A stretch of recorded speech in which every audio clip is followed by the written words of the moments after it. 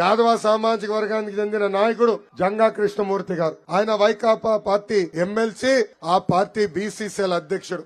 ఆయనే స్వయంగా ఈ పార్టీలో బీసీల కంటే గౌరవం ఉండదు, అందుకే నేను ఈ పార్టీ నుంచి పారిపోతున్నాను అని చెప్పే పరిస్థితి మనందరం చూసాం. ఇంకొక వ్యక్తి కర్నూలు ఎంపీ సంజీవ్ గారు, పద్మశాలి సామాజిక వర్గానికి చెందిన వ్యక్తి.